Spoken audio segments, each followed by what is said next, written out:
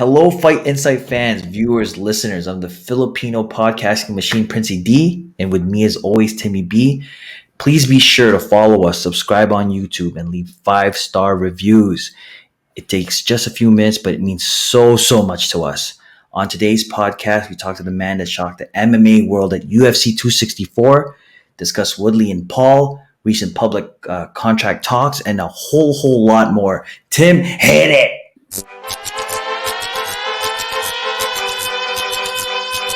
It's Timmy B, Princey D, Fight Insight. Yeah. All right, buddy. Here we go. So we're going to do things again opposite of the norm. We have Kris Moutinho coming on the podcast, but his schedule's a bit tight, so he's coming later. So we're going to put his part at the end of the podcast. If you're here just to watch him, just skip ahead, probably to like the last 20 minutes of the podcast. But you know, this is a great show as always. We welcome all the new fans, viewers, and listeners. Prince, if you're listening to us on Spotify or Apple Podcasts, or if you're watching us on YouTube, which is always where it's the best, hello and welcome to Fight Insight Podcast, episode 29. 29. But listen, guys, you don't need to skip this. Like, this podcast is so educational. You learn so much. It's like a National Geographic. There's like stuff you learn every time you log in, and oh my gosh, the wealth of knowledge. It's like a walking encyclopedia. You know what? And to show people what serious podcasters we are, Jake Paul, baby. Oh my God. We got to talk about it. We got to talk about it. I'm so sorry. Sorry, but we have to talk about it, Prince, because people are going livid over Jake Paul, and I'm looking for my little banner here. But Jake Paul remains undefeated. Undefeated. Oh my God. Prince, before the fight, people were going insane talking about how Woodley's going to destroy him, blah, blah, blah. It was quite controversial, but people were angry if you said you were backing Paul. I was backing Paul. I think you ended up picking Woodley, but we knew that it was going to be close. Yeah. The fight happens. Prince, for those that don't know what happened, tell them what happened. So I actually went to split decision. Jake took it. Which was bullshit. That one judge that gave it to him, I don't know. I have no idea how that transpired, but oh my gosh. Tim, can I tell you something, man? When I saw that fight, my heart was actually racing. I go, Woodley, please just get through the first round. Don't get knocked out. If you get knocked out, I'm going to launch this laptop out the window. Yeah. He got through the first round, but then after that, it's just like, what happened, man? Like, you're repping all of MMA. Like, you're repping, mixed martial arts, UFC. Like, you showed that you were going to come in there and destroy this man, dismantle him. So confident. He was going to whoop his ass, like his song, like his Grammy-winning song, Beat Your Ass. The fans before the fight were going insane. We're part of, different chat groups, Prince, and people in those chat groups were like, of course, Woodley's going to win, blah, blah, blah, right? Woodley goes in, puts on a snooze fest, as he is known to do, right? Lives up to his nickname, the Frozen One. And his nickname is the Chosen One. It's a play on words. He super inactive to the point where, Prince, I gotta say it did appear a little bit rigged because he would throw a couple of heavy bombs and then back away. Now, he was throwing heavy bombs, and if those connected, it's lights out. So for that reason, I'm thinking, okay, this isn't rigged, because they were slight misses on a few of them. Yeah, but Tim, it's the pressure after. Like, he would throw a combo, and literally, if he followed up with just a little bit more, just a tiny bit more, he would have had Paul against the ropes. He literally had Paul against the ropes. I think he would have gotten him done maybe in the third or fourth round if he continued with some of the combos that he had. It's just, No. His first good round was the fifth. It was the first round that he won on my scorecards, and many people. The fifth round was the first one he won, which you're in an 8-round fight. Yeah. So if the first round you win is the fifth, you got to win all the rest to even tie, right? I don't know, man. And then it was just an awkward fight. Now, question to you, Prince. Is Jake Paul a boxer? You've now seen him go 8 rounds. Is he a boxer? Okay, he has won my respect. He is a boxer. He went toe to toe with one of the with two ex MMA UFC fighters, and he went the distance. One he knocked out, and one he won decision by. Right, and so I honestly think now he's gained the respect. Like everyone said, all the odds were against him. Like he was gonna lose because Woodley is such a great striker. He's been in the sport for so long. The veteran, like, you know what I mean? And then now, oh my gosh, like, Tim, can I tell you, my heart was literally racing. Like, please do not get knocked out. Because you were cheering for Woodley. Round. I was. And see, I was cheering for Paul because I had bet on Paul. Mm-hmm. And I had been saying all along, this guy's training. He's training like a champ. Sorry, that's my phone. He's training like a champ. You know, he's serious. People were upset saying this is a YouTuber. No, at some point, the guy is a boxer. When he decides I'm going to train in boxing and be serious about it, you can't hate on that, man. And then at the end of the fight, he was pretty respectful and all that. He wasn't a jerk and stuff like that. He was being respectful in his post-fight comment. I know you already turned the TV off, but he was being respectful and all that. So he was showing maturity in that respect. I thought that was good. And I don't know. It's your first 4 or 5 fights. When we had Mark Picali One Gun on a couple of podcasts ago, professional boxer. If you guys haven't watched that one, that's an amazing podcast. Please watch it. Guy that formerly trained with Manny Pacquiao. He even said, yeah, at some point you have to call the guy a boxer. I may not like him. I may not like that he's risen to stardom so fast. Yeah. But he's a boxer, man. He beat Woodley. Yeah. I mean, at first he was just, he was picking off like NBA stars. Like he picked off Robinson, but then now he's actually picking off like MMA stars, people that actually have combat training experience, right? And so he's shown that he can do it. And now it's funny because it said that he was going to retire, right? And I'm like, that's not going to last long. And he said he's retiring 25 hours after. I think I'm back on. So I'm just he said he's unretired. He's unretired. He's coming back. Thank God, because I ordered the Jake Paul boxing shorts with the LCD screens. Oh my God, I was gonna say something about that. Can I just say that's freaking cool, man? Okay, UFC has to be looking at that and go, wait, should we institute that kind of technology in these shorts? That was pretty cool, man.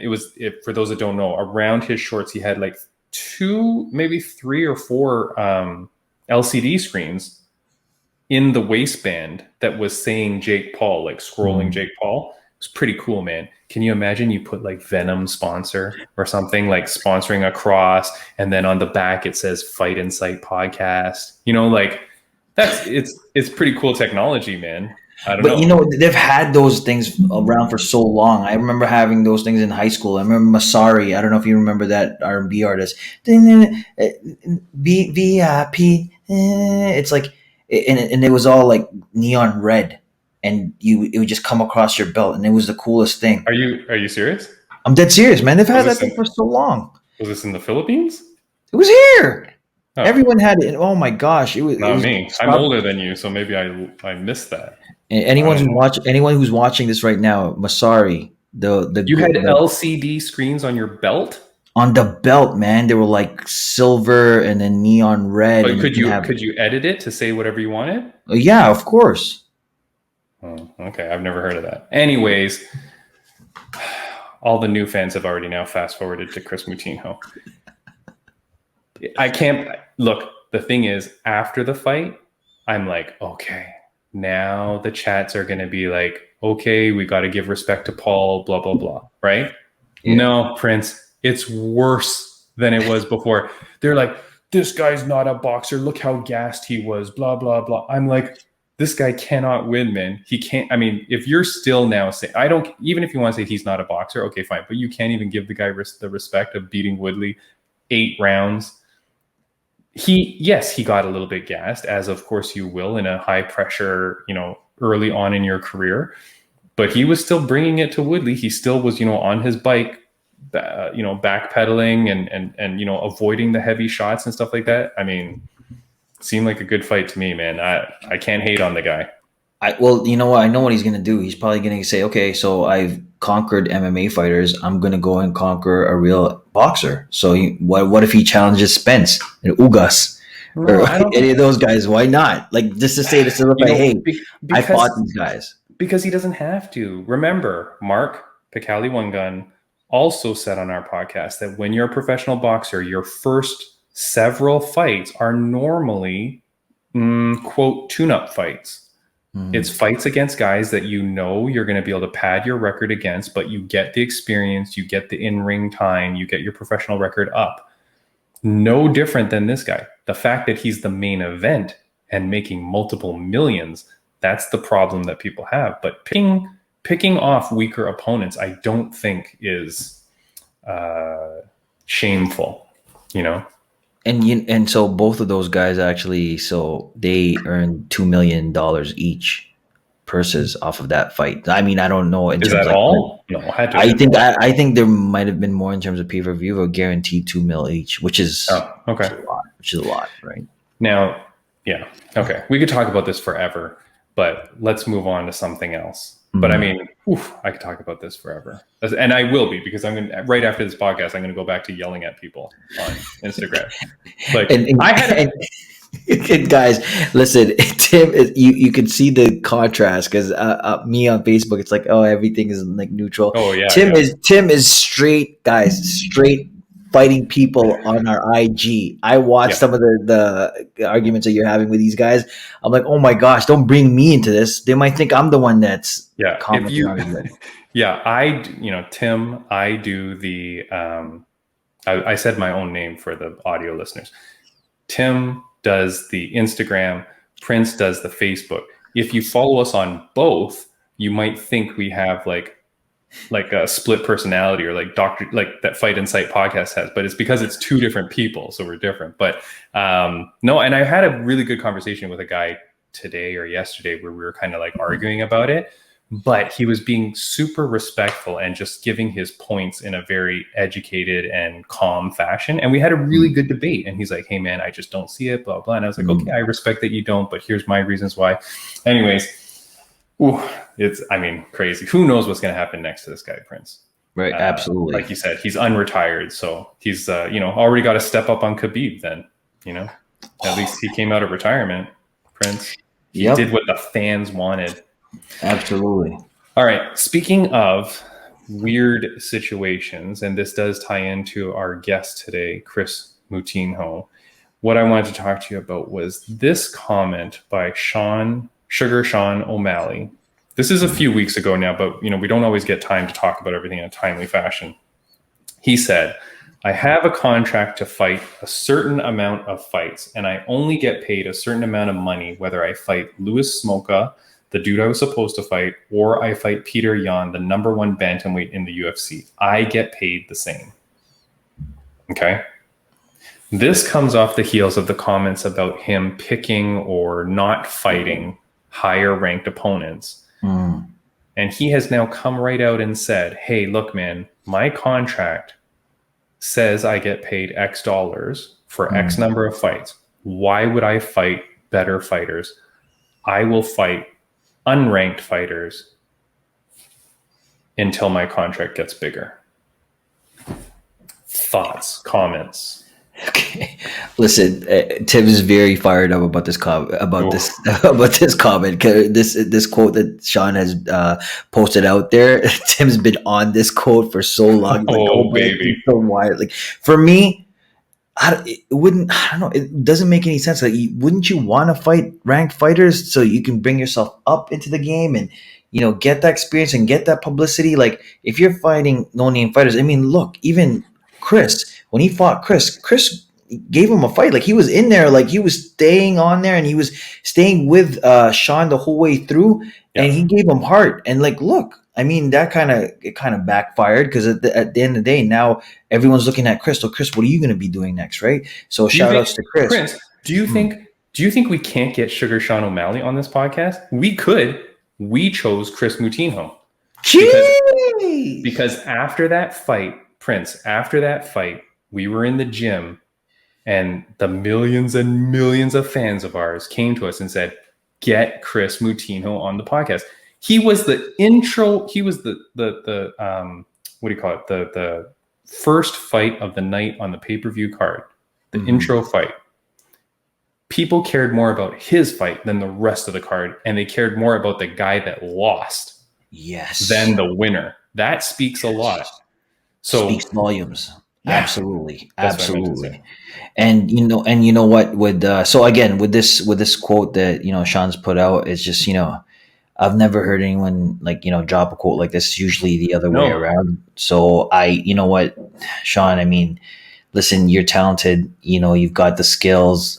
Go in there and start picking off the ranked fighters. We want to see you utilize some of those skills that you have, right? You're in there to fight. So you're in there, you should be, challenging the top of the top, right? Yeah. The best of the best. That's what we want to see happen, right? What we want to see in UFC go down. So here's the thing.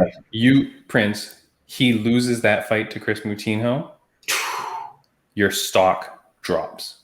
You lose the next fight to Louis Smolka, your stock drops. Guess what happens to that next contract that comes your way?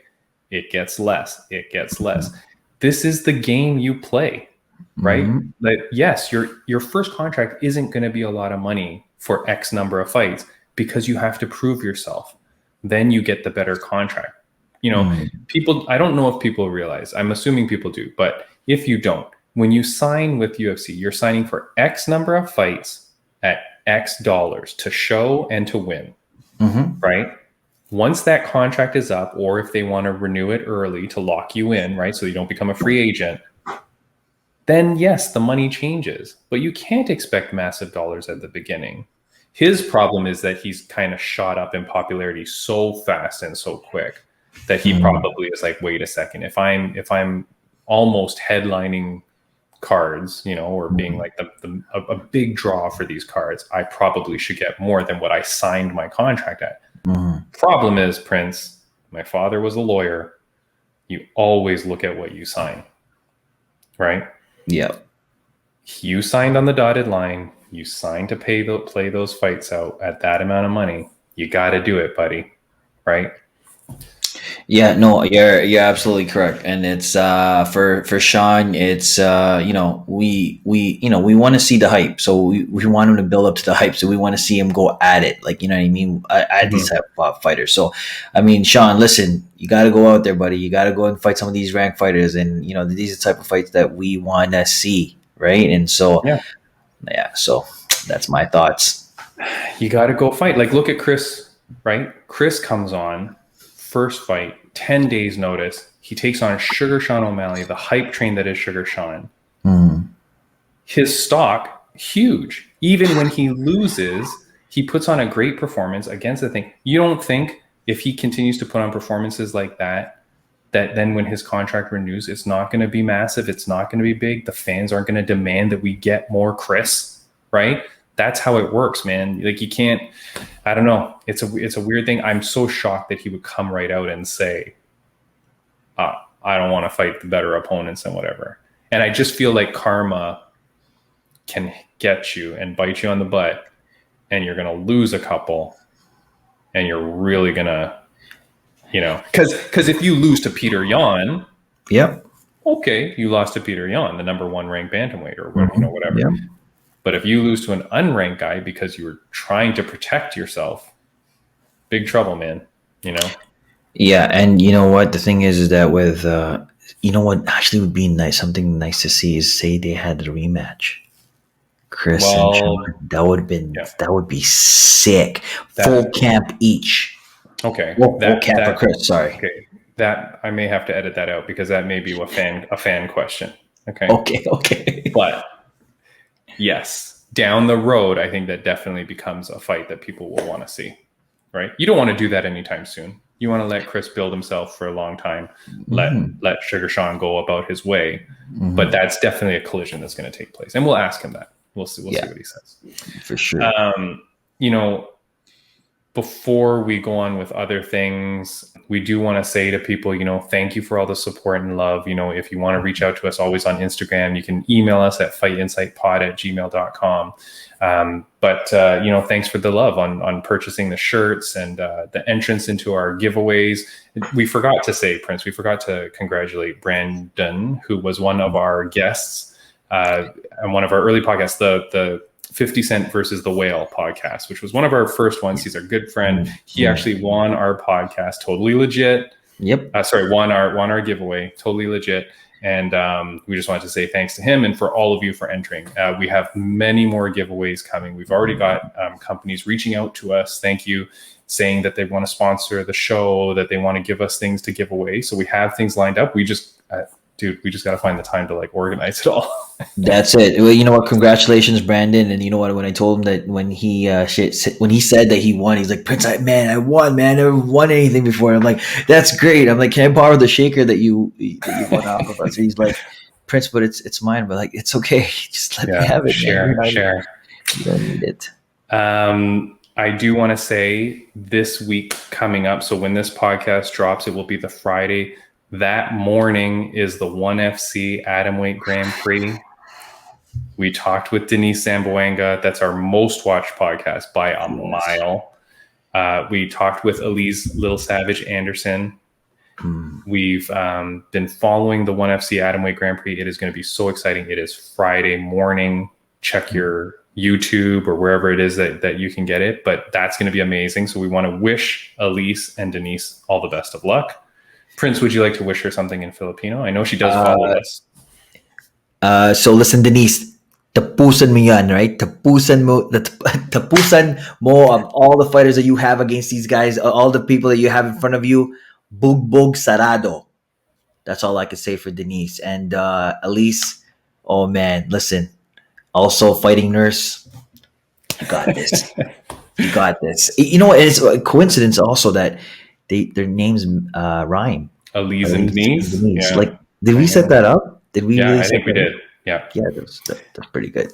I mean, again, our dream is that they meet in the finals, right? Because they're on the opposite side of the brackets. They meet in the finals. Whew. I mean, people will be begging to come on this podcast, Prince. Listen, if that happens, like, I don't know what to do. Like, I don't know if I'd be able to watch. Like, that's too much, man. Too much pressure. Too much pressure. Like, I'd cry. Like, you know what? It'd be like what's that show? Oh my gosh, that one movie. RuPaul's Drag Race. No. The one. It's a Taekwondo movie. Swan. The top. The best of us, or the top of us. Korea versus America, and then at the very end, they raise both hands. No. Could you think that could happen? That could potentially happen, right? No. Let's let it happen, please. No, could not happen. On Saturday, the day after this drops, Ji-yeon Kim Fire Fist fights Molly McCann. She was our guest last week. Prince, we wish her all the luck in the world. She is amazing, man. That podcast was really fun. I really appreciated that podcast. It was fun. It was our first one ever doing with a translator. Yes. Good fun on that podcast, and wish her all the best. Last night, she was on her Instagram live, and I was saying hello to her, and she was saying, "Hi, Fight Insight podcast." Oh, that's awesome. And she was there in the sweat thing. Like, she had a little, like, she's like in a chair, those things that are like around you and they make you sweat. It's almost like a little portable sauna. Yeah. And the person that was doing it for her was Khalil Roundtree. Oh, so, really? Yeah, man, I would love to speak to Khalil. Man, we've had him. He was on our Fight On site. I picked him as one of my fighters one time. That guy looks so cool. But yeah, they're hanging out because they're both Syndicate MMA fighters. So pretty cool to see him. Shout outs to Syndicate MMA and Fire Fist. Good luck. Always. For our Fight On site, Prince, today, we are going to have the Fight On site Underdog Edition. This is in honor of Kris Moutinho. He came in as an underdog. We've seen many fighters over the years be an underdog who have gone on to have amazing, successful careers in the UFC and in other organizations. So for this, Prince, they come onto our Instagram on Saturday. In our stories, we will put the two fighters up against one another, and you will see who takes it. This week, Prince, I am going first. Mm-hmm. And my fighter is one of my favorite underdogs of all time. His first fight was against a young man by the name of Tony Ferguson. If you will remember, it was a fight of the night, if I'm not mistaken, but who cares? This guy always brings it. Lando Groovy Venata. This guy, man, every time he fights, it is amazing. He was so close to beating Tony Ferguson on his debut. Mm-hmm. He has had 2 fight of the night performances against Bobby Green after that. He always puts on a great show. Love Groovy Lando Venata. Can't wait to see him continue his rise up the ranks. Great guy, great fighter, spin kicks, very flashy. Always has a cool and different kind of hairstyle too. I like how he goes with the mullet sometimes like with more of a mohawk. Looking good. If you're on audio right now, Prince does not care at all about anything I'm saying or doing. I don't know. What are you doing, Prince? Are you getting ready for your fighter? Okay, yeah. Stupid. All right. Who's your fighter, Prince? All right, so my fighter is the one and only Alexa Grasso. She's a Mexican martial artist, currently fighting the flyweight division, currently signed with UFC, and all fights. And she's currently number 10. And yeah, again, another grinder as well, another underdog, currently trying to make her way up in that division. And yeah, again, amazing fighters, very flashy. Well, not very flashy, I mean, she's an aggressive competitor. She goes at her fights. And again, she's one of those fighters that I'm hoping will one day, get up there and become a champ, right? Just because of her hard work, determination, and you see some of the interviews that she's been on. She explains that she's in there grinding, right? And so, and also the influx of Mexican fighters that are coming out, and just making a name for themselves, and I just love it. I love how they're, and also the fact that they're very humble, and they're all about the hard work, none of that talking smack stuff. So that's why I'm picking Alexa, and that is my pick for Underdog Edition. All right. So come on the Instagram story on Saturday and vote. It will be Alexa Grasso versus Groovy Lando Venata. It'll be a good match. It's going to be tight. I feel like this one, I could win this one, Prince. I lose almost every fight, but this one could be a close one. No, I think this one's going to be a sure bet. I think I've got a big Alexa fan base. So guys, don't forget to follow, subscribe, hit the 5-star review, leave a comment. A lot of great content, a lot of great stuff as well. We got a lot of good a lot of good interviews coming up in the next couple of podcasts. So watch out for that. Follow us at Fight Inside Podcast and Instagram as well. A lot of great content. And Spotify, you can never forget. It's Spotify as well. You can listen to us at Spotify. You can never listen, Tim. You got to keep promoting. I know. All right. So yeah, that's it.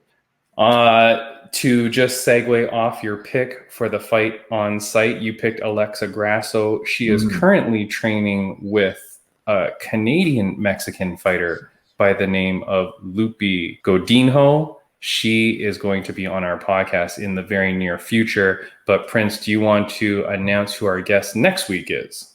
Yes. So next week we have the coach, the one and only Mark Sangallo, who's going to be coming in and is going to be talking about Team Lakai. So it's going to be a very exciting podcast, because actually, technically, he would be our first MMA coach that we're going to be having on the podcast. Yes, from the Philippines. He is, yes. And for those that don't know, Team Lakai is the massive powerhouse MMA organization in the Philippines that has multiple champions. Yes. So huge opportunity for us to speak to the coach of Team Lakai next week. That's it, and talk about the upbringing, talk about how his Team Lakai got brought up and all his story as well, his background story, and also just talk about the fighters that he's got on his roster. So stay tuned and watch out for that. All right, Prince, we are now going to transition into our interview with Kris Moutinho. We recorded this a little bit before, so we're now going to put it at the end of the podcast. Guys, it's a great interview. We're so thankful to have him come on. Prince, it was a great time, buddy. As always, Have a good one. Have a great one. I'll see you soon, buddy. I'll see you soon. Take care, buddy. Take care. Peace. Bye.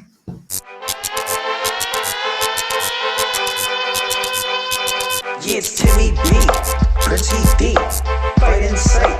Yeah, that's right. Our guest today, he's a pro fighter who previously fought for CES and Cage Fury, made the world get off their seats when he made his debut at UFC 264 on short notice against Sean O'Malley.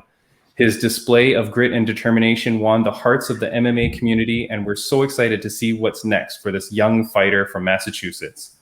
That said, just last week it was revealed that his next fight has been booked for UFC Fight Night on October 23rd against Aaron Phillips, so we don't have to wait long. Ladies and gentlemen, we can't believe we have him here today. Please welcome Kris Moutinho! Ta-da! How's it going, buddy? It's going good, man. Damn, that was one hell of an introduction, man. That's Yo, Kris, be honest with me, bro. Please be honest with me. Did I get your last name right? Please, man. Yeah, that was good. That was a good one. You know what I mean? There's been some people that mess it up pretty bad, man. That was good. Listen, Kris, I'm actually a part-time announcer as well. So hearing that from you, it means a lot. I just feel like I just won a championship. So I appreciate that, brother. Nah, I appreciate you guys having me on. Alrighty, Kris, we'll just start in with it. I know you're probably sick and tired of hearing it, but how has life changed for you since your first fight with Sugar Sean? Ain't much different, man. It ain't much different. Just a few more people on the Instagram and a few more people sending me messages that I don't want to answer half the time. But other than that, bro, it's the same thing. I do the same shit. I just train, hang out with my girlfriend, hang out with my little brothers, and until a couple weeks ago, man, I eat nasty food that I shouldn't eat. You know what I mean? So other than that, I'm the same dude. And ain't much changing, you know. Hey, but Kris, I gotta say this, man. When I sent you that message on Facebook, I'm like, man, he's not gonna message us, man. He just got off a fight. He's probably gonna skip over. And when you sent that message back, I almost lost my phone, bro. I was like, yo, we got Kris, man. So no, that's I appreciate you reaching back out and coming onto this podcast. No, you guys are great, man. I try to answer everybody who's positive and sends me good messages. I just mean like the people. There's a lot of people sending me some things I want to reply back with negativity that I can't be doing. So Kris, that's crazy, man, because I'll tell you, and we've already said it on the podcast today, but the day after you fought, we were at the gym and people were coming to us going, you got to get Kris Moutinho on. You got to talk to Kris Moutinho. Like, that guy's amazing. And just the popularity. And I'm glad you mentioned your Instagram, because there's an Instagram page called MMA Games, and they check people's Instagram before and after. Yeah. And so this is what they posted for you on the Wednesday following. So you went from 4,300 followers to 35,000 by like the Wednesday, which is like 3 days. And today it's at like 170,000. Like, yeah, man, it's crazy. Again, I keep been saying it to a lot of people, man, and it's crazy. It's like wasted on me. It's totally wasted because I know dudes that made it to the UFC and are begging and scraping for followers, sending videos out every day and putting out great videos that like are worthy of fans, man. I post like once a month, so it's like it is one of those things, man. Social media is not my thing, but everybody seems to be liking it and tuning in, and I appreciate it, man. Regardless, this is what we need to be able to do this for the rest of my life, and that's what I'm for. Kris, you listen. You got to take full advantage. So after this, I'm gonna show you how to work the TikTok. Okay? Yeah. The dance, all that nonsense. We got you, bro. Don't worry. Yeah. I got a 16-year-old sister. She's been trying to show me it. I don't got no rhythm, bro. I got no rhythm. Kris, you don't need any rhythm. It's fine. Like you just do it.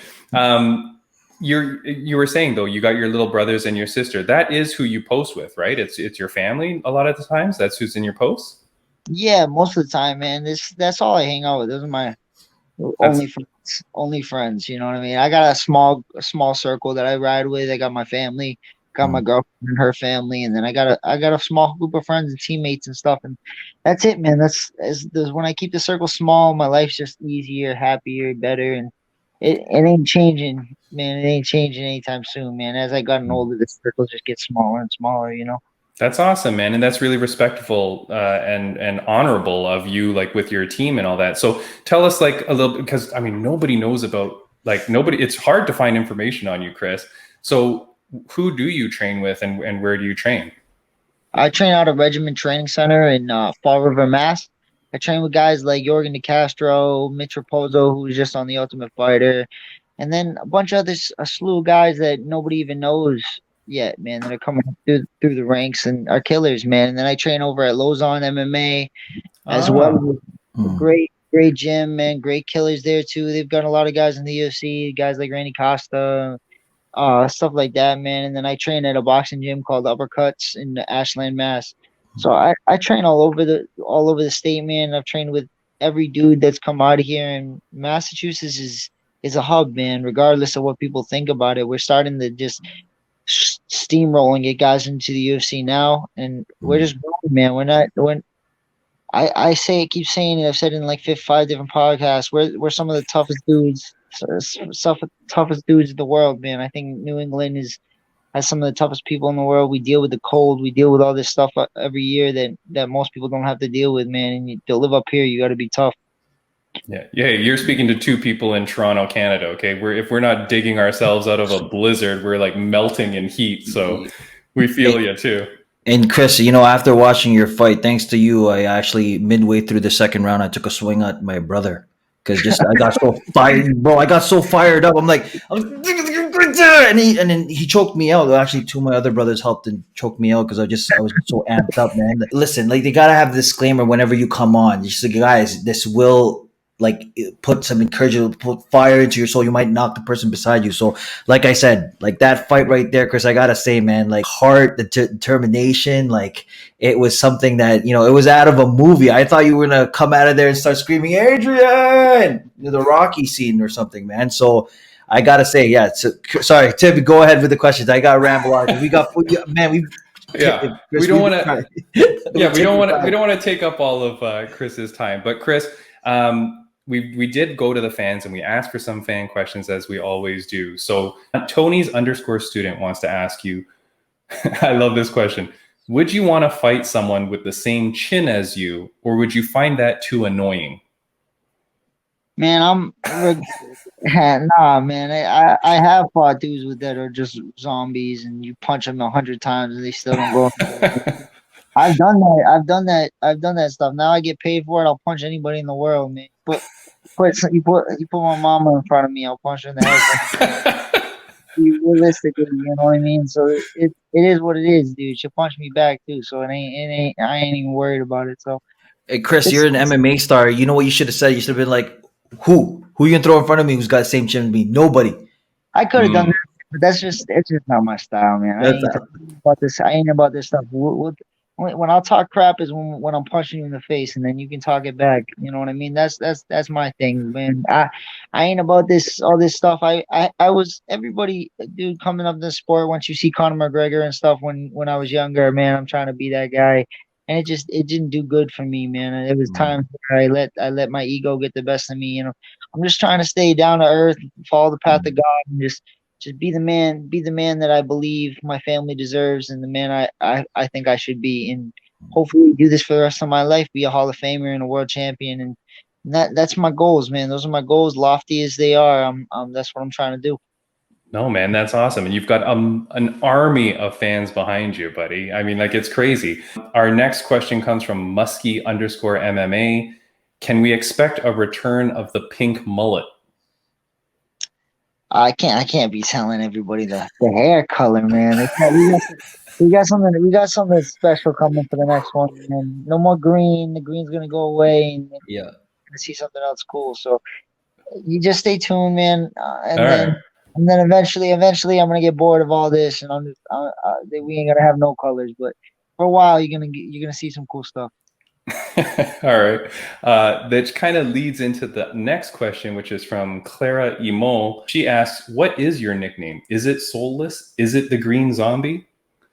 Realistically, I don't really got one. I just go by my Okay. name, and I'm me. But I play with that soulless stuff just because I thought it was fun, man. I like anime and all that stuff, and I like when I was growing up, I liked Mortal Kombat a lot, and I always like the bad guys. You know what I mean? I've always liked the bad guys in movies and stuff, so I like Sang Sun and all that stuff. That's why. You Ah. know what I mean? Wait, That's is Chris. that where wait, that's where it's from Shang Tsung? How he takes the souls? Yeah, that's how I was playing with it.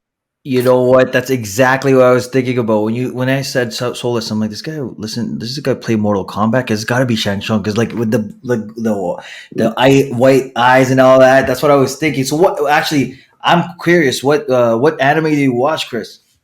I watch a bunch of them, man. I watch like Demon Slayer and Naruto and Hunter X Hunter and all that stuff, man. I follow them all, and they're cool, man. It gets me out of my own head and into another world. And man, sometimes I just need to be out of here for a little while. You know what I mean? Hmm. Right. But do you incorporate anything that you see in your anime into any of your fighting styles? Yeah, I Hadouken everybody, bro. That's what it is, bro. We got a little bit of time, you know. We got a little bit Nice, nice. That's perfect it, you know.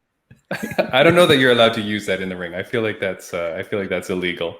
Our one of our former guests, Mark Pags, he's a professional boxer in Canada. He asks, would you want to fight Sean again at some point in your career? Of course, man. I'll fight. Like I said, I'll fight anybody. So regardless of the situation, man, if it ever comes about it, I'm not searching for anything. I'm not gonna be begging for a fight ever. I'm not begging to fight anybody, man. I'm just ready to fight whoever they throw in front of me. I'm a company man, man. I just whoever they give me, I'll fight. And if that comes down the line, we can make some money, do it again. I'll definitely do it again, man. You know what I mean? I'm not afraid of anybody. You can hit me 200 times next time, man. It ain't gonna change nothing. You know what I mean? Nice. Now, Kris, after your fight, I was online singing your praises, and I was saying that you were coming on strong in that third. Am I wrong? Did you conserve energy? Were you just getting a second gust of wind? Because I felt you were really coming on in the third. I was mad that they stopped it because I thought you were pushing the pace, you were throwing some shots, you could have connected, could have changed the tide big time. We went to the fans and asked on a survey, said, do you think it was ended early? 59% said yes, it was ended early, which it was close. But how did you feel about it? Of course, I was mad about it, man. I wanted the Yeah. fight to keep going. I felt like I was still throwing punches. I was still coming forward. I wasn't really tired at all in the fight. You know what I mean? And I was still defending myself.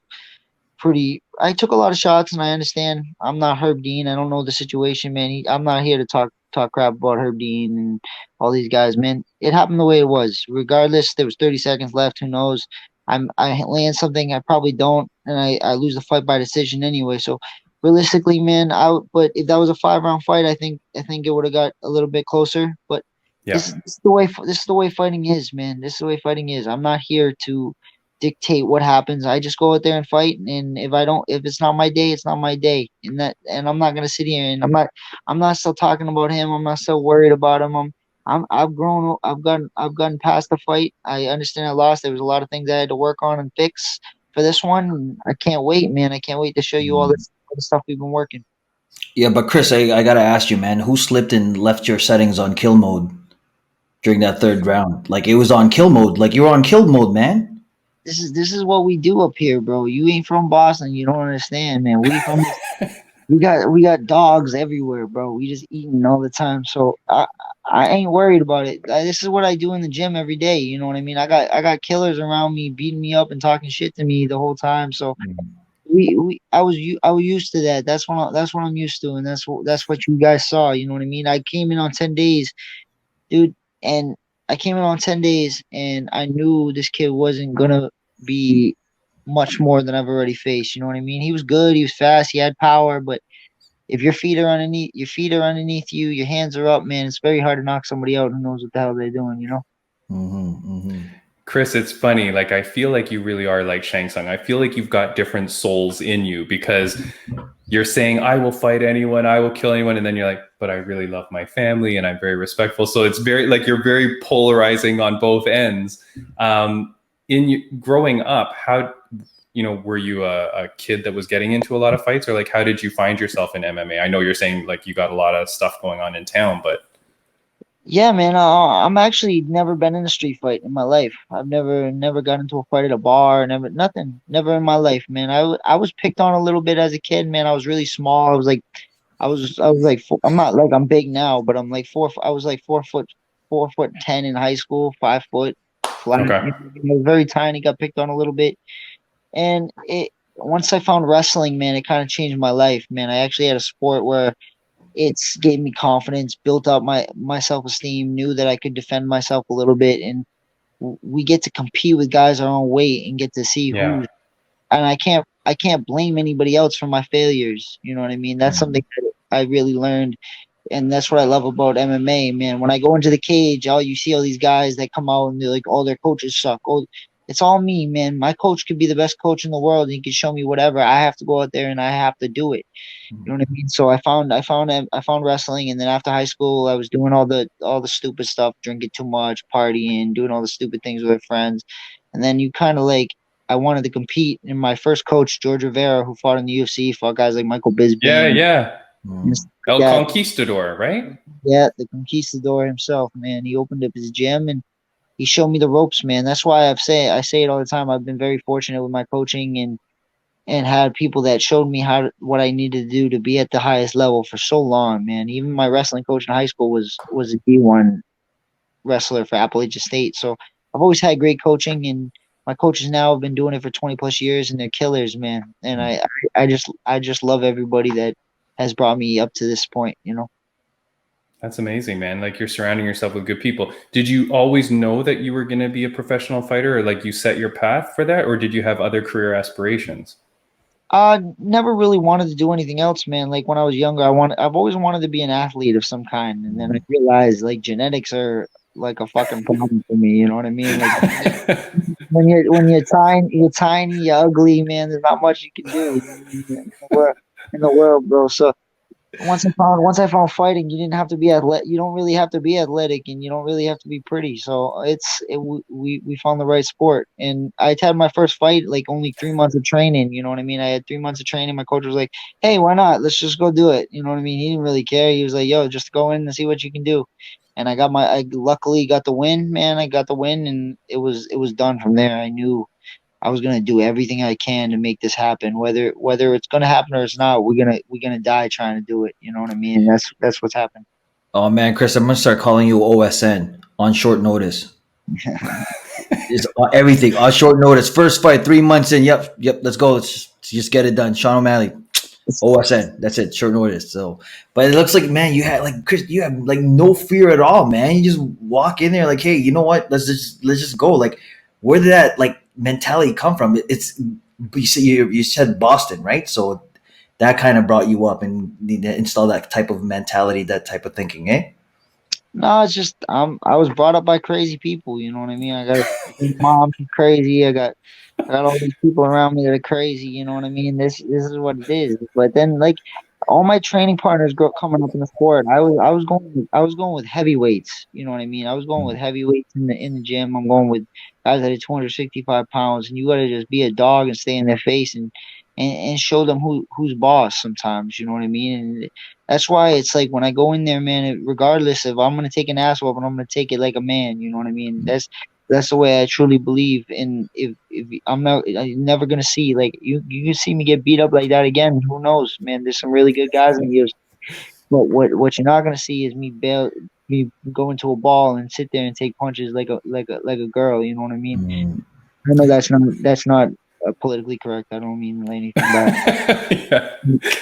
But you know what I mean. Like I'm not gonna bow to no man on this planet. The only person I bow to is God, and he ain't in the cage with me. He ain't in the cage beating me. You know what I mean? Yeah. Kris, I mean, it's been incredible to watch you just in that one fight, and it's been incredible to watch your growth, like the popularity and the amount that people talk about you and care about you. Is there anything that you are most, that is most unexpected or that's been most shocking to you about your rise? Just how fast it was, man. Fast. I was never expected anything like this, man. I expected it like normal people. You know what I mean? You come up slow and you get followers, and maybe you put on some good fights, and people liked.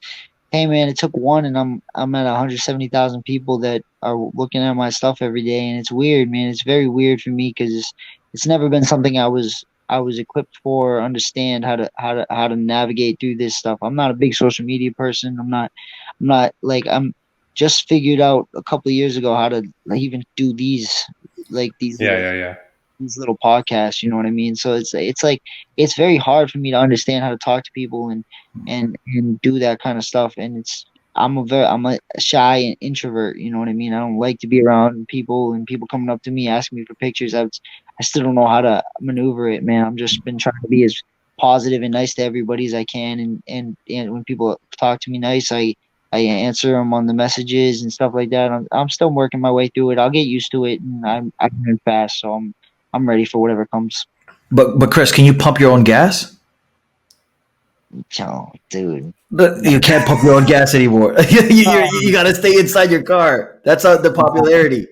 I can do it, bro. I can still do it. Can you, so okay, but are you, I mean, we're kind of joking, but I mean, I don't know if you go around to like a plaza in your hometown, are people like, holy crap, that's Kris Moutinho? Or do they all just know you? Or is it like, how's your life, like your public life? No, it's not really that crazy, you know what I mean? Like, it happens every once in a while. I'll get like one or two people want a picture, they recognize me or something, or like I'll be at Starbucks and I'll get a couple people that recognize me, but it's really not that crazy right now, man. Who knows, a couple flights down the road, maybe it gets a lot worse, you know what I mean? Or the next time you go to Vegas, right? The minute you step off that plane in Vegas, that might be a whole other world, right? Yeah, for sure. So I'm gonna have to get the fake mustache, eye patch. You know what I mean? We'll figure it. Yeah, you'll be fine. And Kris is gonna have to do all his interviews with sunglasses on. It's like perfectly bright outside. Like it's perfectly, So there you go, right? But Kris, I'll pull a Mike Perry, dude. Start fucking really going wild. But wait, are you talking about how he like went total like caveman with the hair and the big beard? Yeah, for sure, bro. I'll just go. Okay, wait, hold on. Did you see just today he cut his hair? Don't judge me that I know this, but he just posted. Yeah, okay, yeah. So he's all shaved up now. Now he's back to looking like Mike Perry. Yeah. Before we let you go, Kris, I do want to. I mean, on a side note, I do want to say, man, you're saying that you're not good at talking to people and stuff. You're one of like the most engaging guests we've ever had on the show. I mean, you're a great guy to talk to, man. You're fun. You're engaging. So don't shoot yourself down on that. You're doing a great job, and it's probably just all the practice that you're getting, but you're doing a great job. And Kris, I got to ask too, what filter did you use when you first showed up into this podcast? Because you had like the Deadpool filter. It looked like it was like blurry and all that stuff. I was like, we've never had that happen before. So how did you set that one up? It's my Aquanet, bro.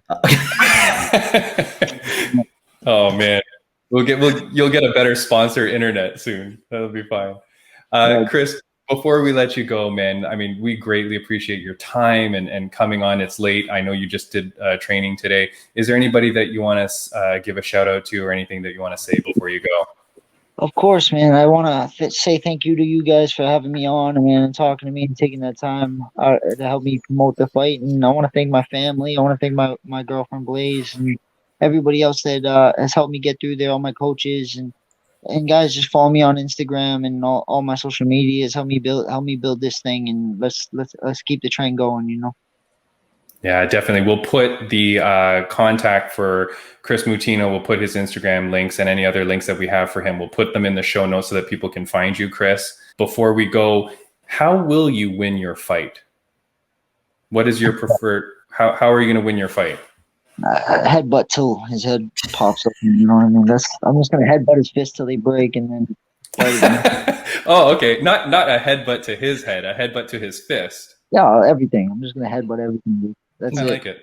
Chris, listen, man. Do me the biggest favor, man. If you can somehow do a Hadouken in the middle of that fight against Aaron Phillips, if you could throw one of those and then get him down, man, you'd make a dream come true. Because you'd be the first person in UFC to drop somebody with a via Hadouken or maybe a Sairuken. Yep. And you'd Better like, watch it. It's happening. It's happening. All right, Chris. Chris, it's been an absolute honor, man. We are so excited. The world is excited to watch your career go. We are so happy to have you on. Thank you so much for coming and have a wonderful night and a great training. And we can't wait to see you fight. All right. Thank you, brother. Thanks for having me. Peace. take it, Chris. Thanks, buddy. Take care, man.